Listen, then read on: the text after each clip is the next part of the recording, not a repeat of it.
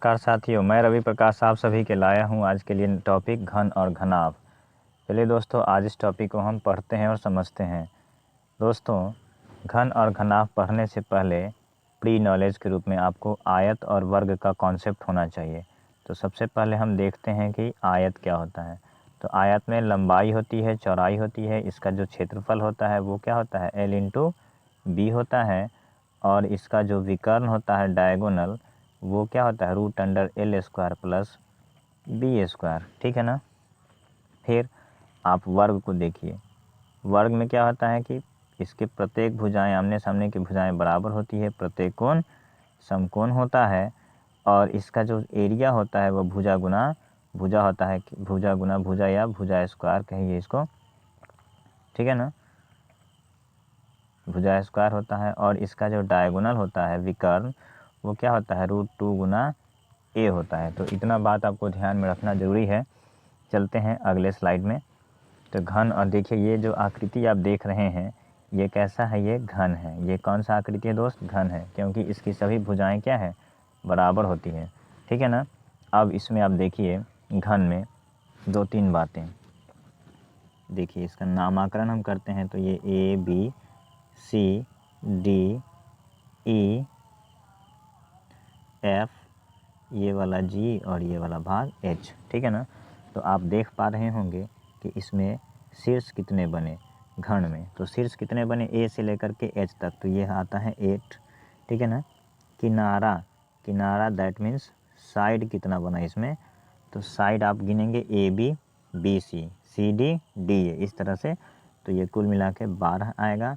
और सतह इसके कितने होते हैं, सतह, तो सतह इसमें 1 सतह, 2 सतह, 3 4 और ये आगे 5 पीछे 6 सतह, कुल मिला के 6 सतह होते हैं। इसका सबसे अच्छा उदाहरण क्या है, लूडो का पासा। लूडो का पासा इसका सबसे अच्छा उदाहरण होता है घन का। इसके अलावा जो पजल वाला जो गेम होता है बच्चे लोग खेलते हैं, विभिन्न रंगों का बना होता है, वो पजल भी घनाकार ही होता है। ठीक है।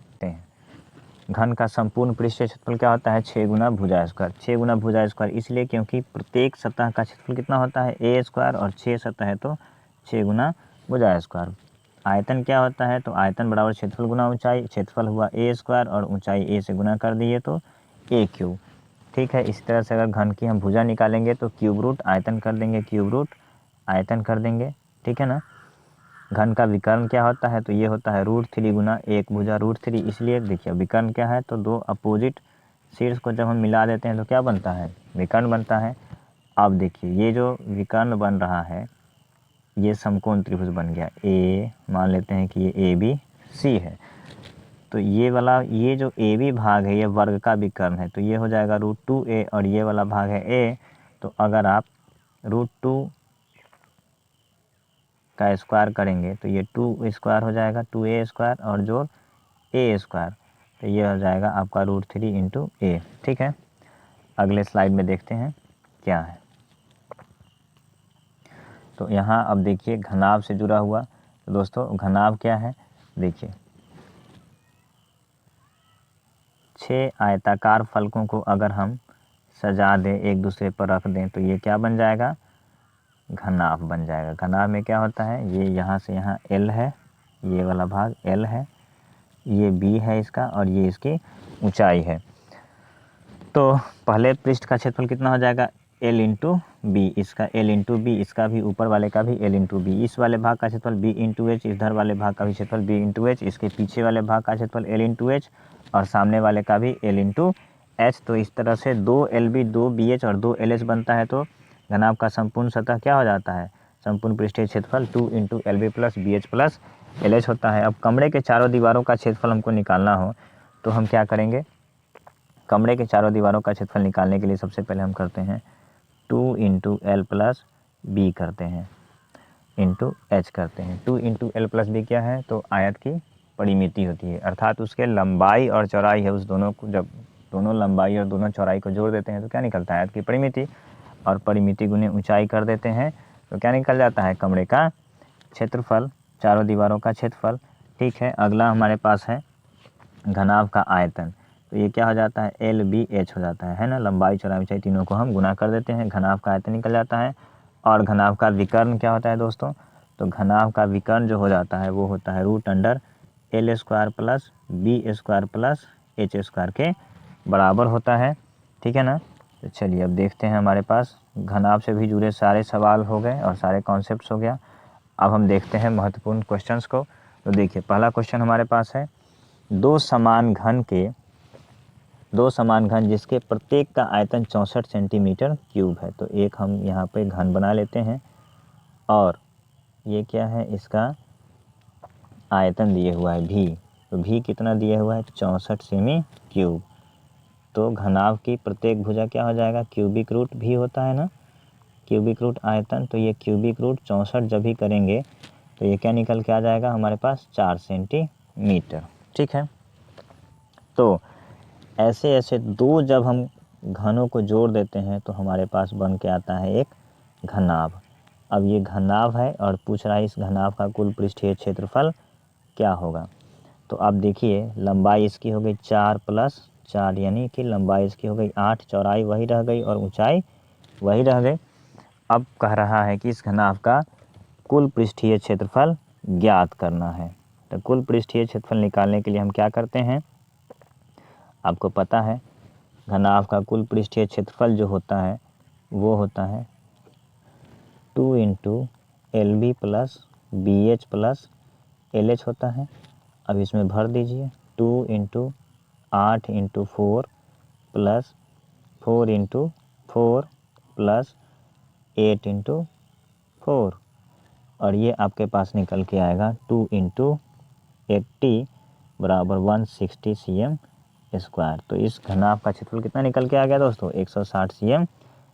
तो हमारा ऑप्शन नंबर बी सही हो गया। चलते हैं अगले क्वेश्चन को देखते हैं। अगला क्वेश्चन हमारे पास क्या है, तो एक घन का संपूर्ण पृष्ठीय क्षेत्रफल दिया हुआ है 1014 वर्ग मीटर। तो घन की भुजा की लंबाई क्या है। तो सबसे पहले हम एक घन बना लेते हैं, ठीक है, घन बना लेते हैं। चलिए तो आप जानते हैं घन का संपूर्ण पृष्ठीय क्षेत्रफल क्या होता है, 6 × भुजा A², और ये कितना के बराबर दिया है, 1014 के। तो A² कितना हो जाएगा, 1014 बटा आप 6 करेंगे तो ये A² आपका दे देगा, A² आपका देगा 169 के बराबर, और A आपका निकल के आ जाएगा √169 जो कि 13 होता है, ठीक है।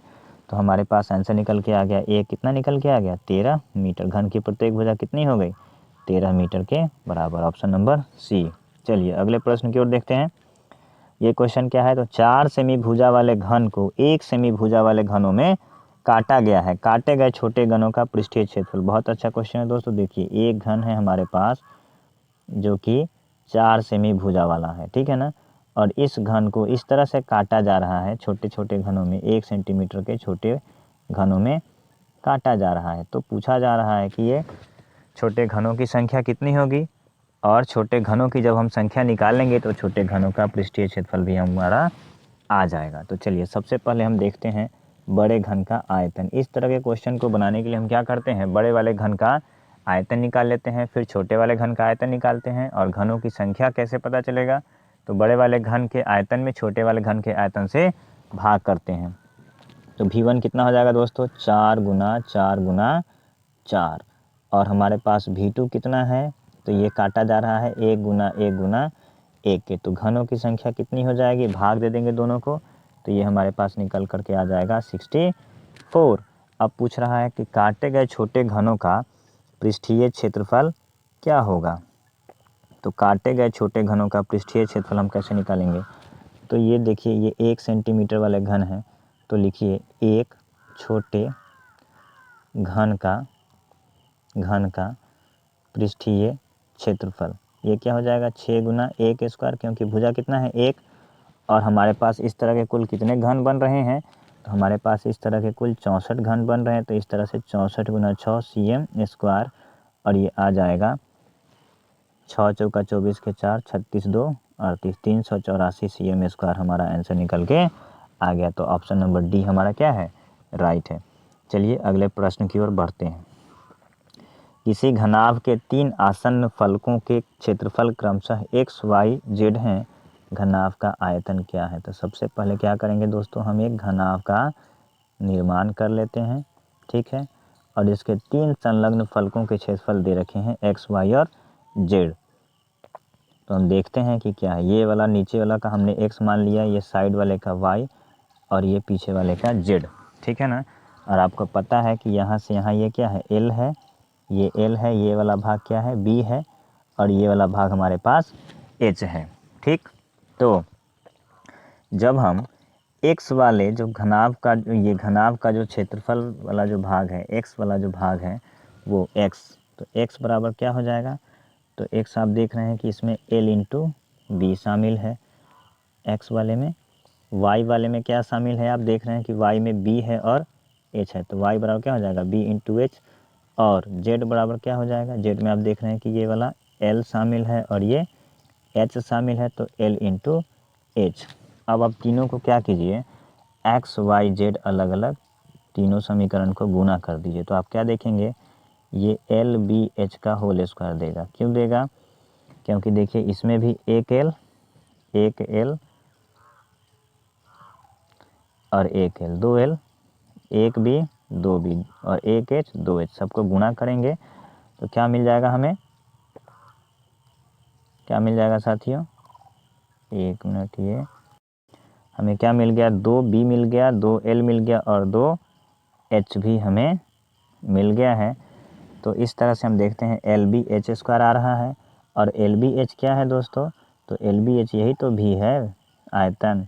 तो भी का स्क्वायर बराबर किसके आ रहा है, एक्स वाई और जेड के। तो भी बराबर क्या निकल के आ जाएगा, रूट अंडर एक्स वाई और जेड निकल के हमारे पास आ रहा है। तो हमारा पहला आंसर इसका सही हो जाएगा। चलिए अगले प्रश्न की ओर चलते हैं।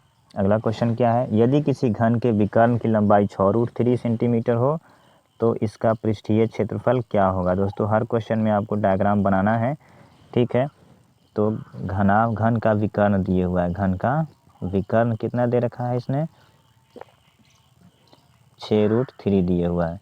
तो भुजा कितनी हो जाएगी, भुजा हो जाएगी 6√3/3।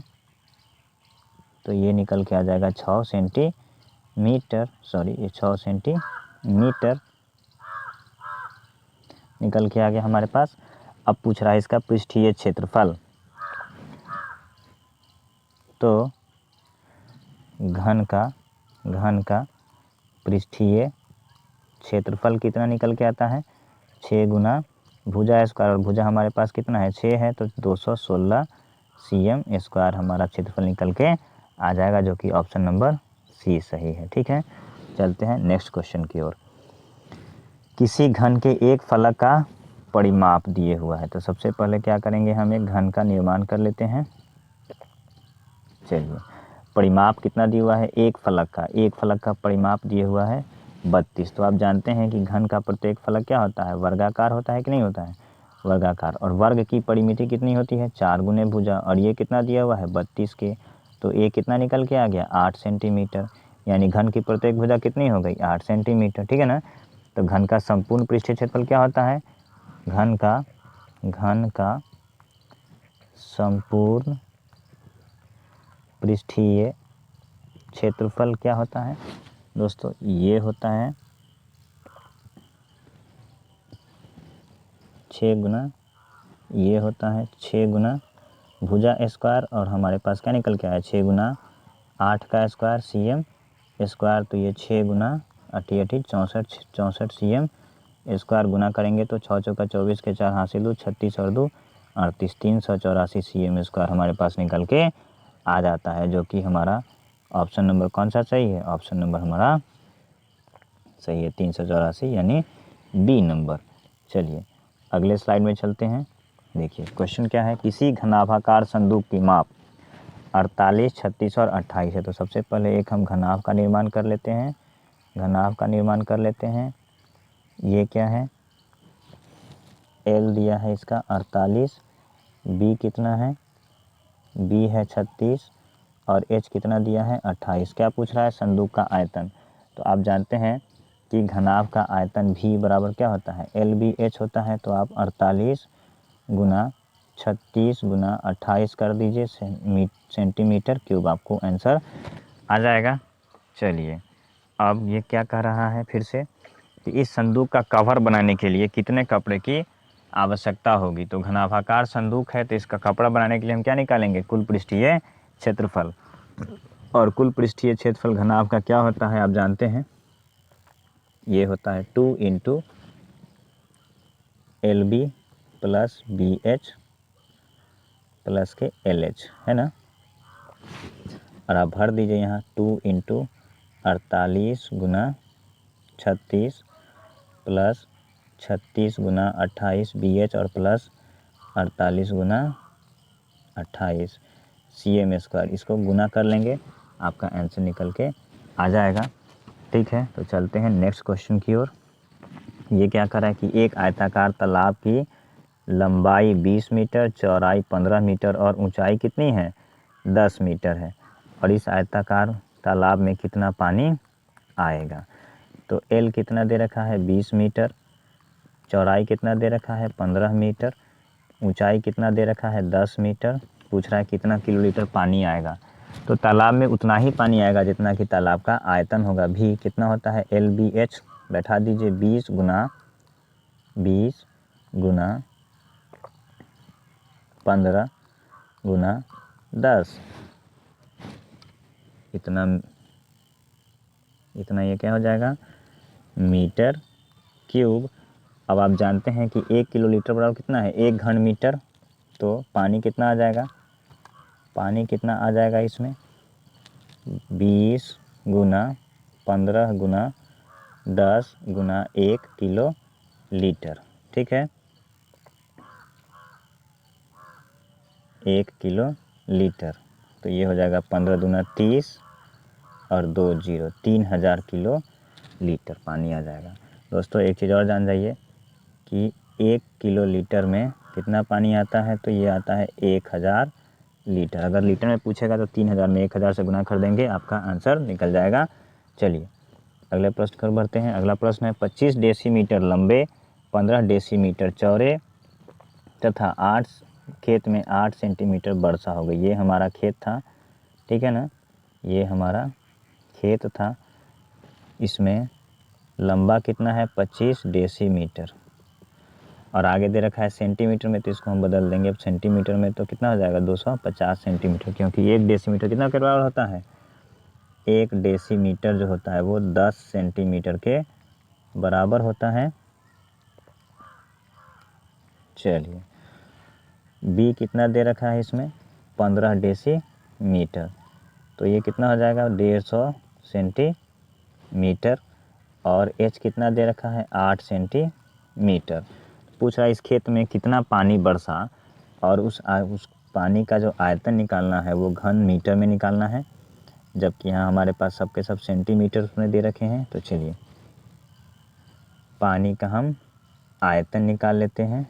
तो भी कितना हो जाएगा, LBH और गुना करेंगे तो 250 × 150 × 8 सेंटीमीटर क्यूब।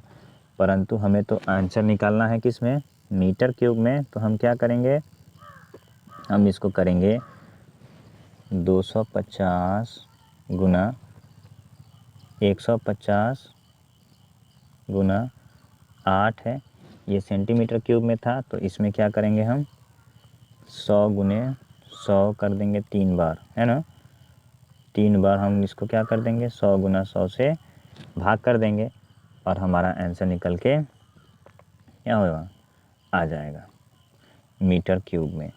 तो ये इसको अगर आप देखेंगे आगे बढ़ा करके काट के, ठीक है ना, तो ये कितना आ जाएगा, 0 और 0 से 1 वाला कट गया, 25 से 25 चौका 100 कट गया, 4 से 4 दूना 8 कट गया, 2 से 2 से ये 50 कट गया, इसको काट दीजिए, 3 पंचे 15, 10 बचे 50, तो ये आ जाएगा 0.3 मीटर क्यूब। इसका आयतन कितना आ जाएगा दोस्तों, 0.3 मीटर क्यूब इसका आंसर आ जाएगा। तो अब आप देखिए सवाल को एक स्लाइड में। चलिए अगले क्वेश्चन की ओर बढ़ते हैं। पानी का एक हौज 4 मीटर लंबा, 3.5 मीटर चौड़ा और है, हौज पानी से भरा है। पानी की सतह को 2 सेमी नीचा करने के लिए कितना घन सेमी पानी निकालना पड़ेगा। तो हौज की लंबाई कितनी दे रखी है, लंबाई दे रखी है 4 मीटर और आगे है सेंटीमीटर में, तो इसको हम क्या करेंगे, बदल देंगे सेंटीमीटर में। तो ये कितना हो जाएगा 400 सेंटीमीटर। बी कितना दे रखा है 3.5 मीटर, तो ये कितना हो जाएगा 350 सेंटीमीटर हो जाएगा। एच कितना है 2 सेंटीमीटर है। अब पूछ रहा है कितना घन से में पानी निकालना होगा 2 सेंटीमीटर नीचा करने के लिए। तो हाइट हमारे पास 2 सेंटीमीटर है, लंबाई चौड़ाई पता है।